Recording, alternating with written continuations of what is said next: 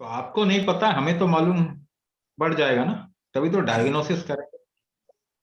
आपका डायग्नोसिस करेंगे तो हमें तो मालूम चल जाएगा। मेडिकल डायग्नोसिस से जो चीज नहीं पता चलेगी वो हमारे डायग्नोसिस से पता चल जाती है। तो अपना डायग्नोस जो प्राणशक्ति डायग्नोसिस करेंगे उससे हमें पता चल जाएगा कि आपका प्रॉब्लम एरिया क्या है। जैसे मैं आपको एक एग्जांपल बताता हूं, आपको समझ में आएगा। ये वैसे बहुत बड़ा सब्जेक्ट है, इसको एकदम से थोड़ी देर में नहीं पढ़ाया जा सकता। और ये आपको गूगल पे भी नहीं मिलेगा। हम्म। तो मैं थोड़ा सा आइडिया दे रहा हूं ताकि आपको समझ में आए। थोड़ा सा आइडिया देता हूं। तो समझ लीजिए, ऐसा मान के चलिए कि रोक पाना, किसी चीज को रोक पाना, अगर आप रोक पाते हैं, कहते हैं ना, अबॉर्ट हो जाता है बेबी। तो क्यों हो रहा है? क्योंकि आप उसको रोक नहीं पा रहे। बहुत सिंपल तरीके से समझे। हाँ, आप इसे रोक नहीं पा रहे। तो आप रोक नहीं पाएंगे तो वो प्री मेच्योरली अबॉर्ट हो जाएगा। आईवीएफ भी में भी जाइगोट वो फीटस डालोगे तो निकल जाएगा, क्योंकि आप रोक नहीं पा रहे। अच्छा, रोक नहीं पा रहे, ये किन किन चीजों पे डिपेंड करता है? इसको यूजुअली मटेरियल के साथ में अगर कोरिलेट करेंगे तो आप देखेंगे मेडिकल डायग्नोसिस में बोलेंगे कि ये हार्मोन कम है, या ये हार्मोन बैलेंस नहीं है, तो इसीलिए नहीं हो पा रहा। तो जिनका बैलेंस है उनको क्यों नहीं हो पा रहा? कुछ तो और है जो हम नहीं जानते। ज्यादातर आप देखिए 1% भी नहीं जानते फर्टिलिटी के बारे में, मगर आइडिया सभी लगा रहे हैं। अब रोक नहीं पा रहे, आप मान एक एग्जांपल लेके चलिए, क्या रोक नहीं पा रहे? ये आपके शरीर में हर चीज के साथ में रिलेट करता है। कोई भी अगर आपके अंदर एक वीकनेस है ना, वो हर जगह पे आपको वीकनेस कहीं ना कहीं आप उसको इन्फर कर सकते हैं या देख सकते हैं। वो चीज कहां देख सकते हैं और कहां देख सकते हैं? ना रोक पाने की क्षमता आप देख सकते हैं। आप अपनी सांस रोकने की कोशिश कीजिए तो आपकी एबिलिटी कम होगी, वहां तक भी होगी। और क्या क्या होगा? आपकी मेमोरी जो है बहुत स्ट्रांग नहीं होगी। मेमोरी क्या है? किसी इंफॉर्मेशन को रोक पाना ना, तो अब वो मेमोरी भी आपकी बहुत स्ट्रांग नहीं होगी।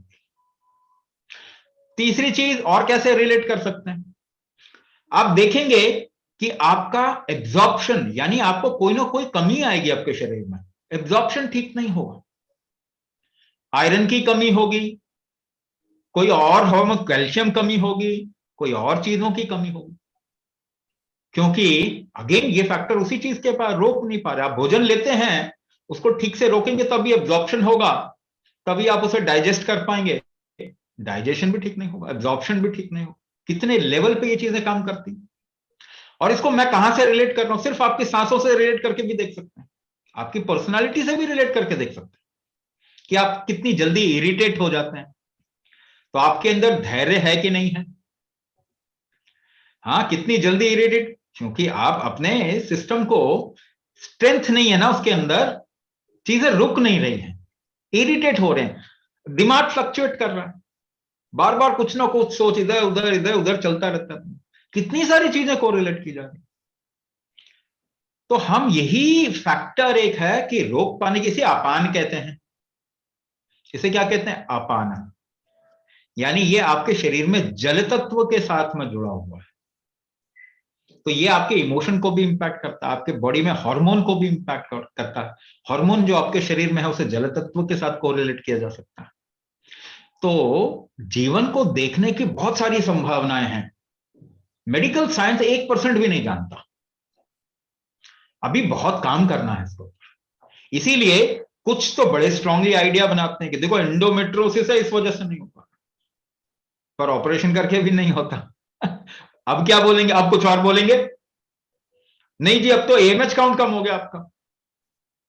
फिर कुछ और बोलेंगे, ईस्ट्रोजन प्रोजेस्टेरोन का बैलेंस नहीं है, तो आपको इंजेक्शन डाल देंगे। बैलेंस ठीक होगा नहीं होगा उसके बारे में क्वेश्चन मार्क। आखिर में बोलेंगे आईवीएफ करवा लो जी, स्ट्रेंथ ही नहीं है एक का, स्पर्म काउंट का, मैं फिर कहीं और जाएंगे। एक के बाद एक के बाद एक के, ज्यादातर आप लोगों ने एक्सपीरियंस किया ही होगा। एक आइडिया बनाते हैं, फिर कोई और आइडिया बनाते हैं, फिर कोई और आइडिया बनाते हैं, बाद में कई लोगों का बोलते हैं हमें मालूम ही नहीं, सब कुछ तो ठीक लग रहा। तो फर्टिलिटी को आप अपना दिमाग खोल के रखिए, ओपन करके रखिए माइंड को, कि जो आइडिया लगाया जा रहा है ना, जरूरी नहीं कि वो सच है। और जब भी आपके शरीर में कभी भी कोई डायग्नोसिस किया जाता है, वो डायग्नोसिस में जो भी नंबर्स आते हैं वो वेरी करते हैं ना, हर घंटे चेंज हो जाते हैं वो। तो आप किस बात पे आइडिया लगा रहे हो? ब्लड प्रेशर अभी लो, थोड़ी देर में लो, देखो अब चेंज होगा। ब्लड शुगर लो, चेंज हो जाएगा 1 घंटे में। कौन सा आइडिया लगा रहे हो? तो हमें और ज्यादा गहराई में देखना पड़ेगा, तब जाके हमें फर्टिलिटी समझ में आएगी। फर्टिलिटी को आप sum total of all activities of life और योर बॉडी भी कह सकते हैं। इसके बारे में अभी बहुत काम करना बाकी है, लेकिन फंडामेंटल तरीके से हम एक डायग्नोसिस कर पा रहे हैं इस समय पे, जो कि एक्चुअली उसको कोरिलेट करें तो बहुत कुछ बता सकते हैं आपके बारे में ही नहीं, आपके पूरे पीछे पास्ट, खानदान के बारे में, अपने पास्ट के, आपके पास्ट के बारे में, आपके फ्यूचर के बारे में भी बता सकते हैं। इस वक्त में उसी डायग्नोसिस को इस्तेमाल करके हम फर्टिलिटी की तरफ देख के ये बता रहे हैं कि आपको प्रॉब्लम कहां पे आ रही है। एक एग्जांपल लिया था मैंने केवल होल्ड करना ही बताया था, अभी बहुत कुछ है इसमें। एक एग्जांपल लिया था।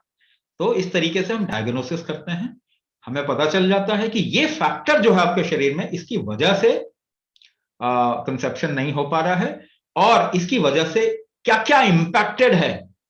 हार्मोन इंबैलेंस है कि आपके मतलब जैसे डायनामिक ब्लॉकेजेस है। कई बार क्या होता है कि जो एग का फ्लो होता है, वो फ्लो प्रॉपर नहीं हो पाता, तो सही समय पर मेटिंग नहीं होती स्पर्म और एग। स्पर्म के साथ भी यही, स्पर्म कितने समय तक, कितना उसकी उसके साथ में ऊर्जा, एनर्जी जो एसोसिएटेड है वो कितनी स्ट्रांग है। अगर वीक है तो स्ट्रांग करना ये हम कर पाएंगे, दवाई से तो स्ट्रांग होगा नहीं। अगर स्पर्म ठीक नहीं है, अगर ओवम ठीक नहीं है, तो अगर वो किसी तरीके से गर्भ ठहर भी गया तो बच्चा जेनेटिकली वीक होगा। क्या आपको वीक बेबी चाहिए? हार्मोन से तो नहीं होगा वो ठीक। आपको जो बीमारी है वो आपके बच्चे में आने की संभावना रहती है ना, तो दवाई से तो आप इसे रोक नहीं सकते। अच्छा, अपने यूट्रस को दवाई से तो आप स्ट्रांग नहीं कर सकते, उसकी होल्डिंग पावर नहीं बढ़ा सकते, उसके स्ट्रक्चर को कुछ इंपैक्ट नहीं कर सकते आप, लेकिन कुंभक से कर सकते हैं।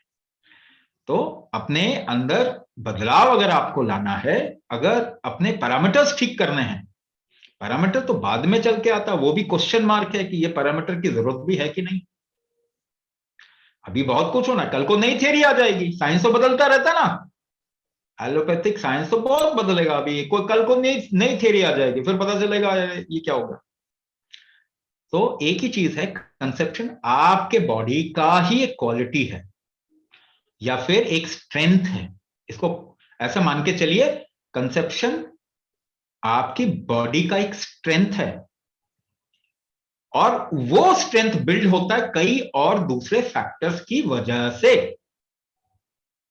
तो सबसे जरूरी चीज क्या, उस स्ट्रेंथ को बढ़ाएं। आपको आईवीएफ करवाना है, करवा लो, मगर आईवीएफ करवाने के बाद भी फेल होगा तो कितना लाख रुपए खर्चा होगा। तो उसके भी सक्सेस बनाना है तो आपको वो कंसेप्शन का स्ट्रेंथ, फर्टिलिटी का स्ट्रेंथ बढ़ाना पड़ेगा ना। दवाइयां खा रहे हैं, उसके नुकसान से बचना है, कौन बचाएगा आपको? आपका शरीर ही बचाएगा ना। तो आपके शरीर को स्ट्रेंथ दीजिए ना, कि वो दवाई के नुकसान से भी बचाए, वो फर्टिलिटी स्ट्रेंथ को भी बढ़ाए, ताकि पॉसिबिलिटी बढ़ जाए, है ना। तो ये सबसे जरूरी है, बाकी चीजें ऑप्शनल है। आप आइडिया ना लगाएं, क्योंकि जरूरी नहीं है कि उसके कारण ही आप कंसीव नहीं कर पा रहे हैं, एक प्रॉब्लम के कारण, क्योंकि प्रॉब्लम के बाद भी लोग कर रहे हैं। तो खोल के ओपन रखें अपने दिमाग को, बट सपोर्ट दिस, ये बहुत जरूरी है।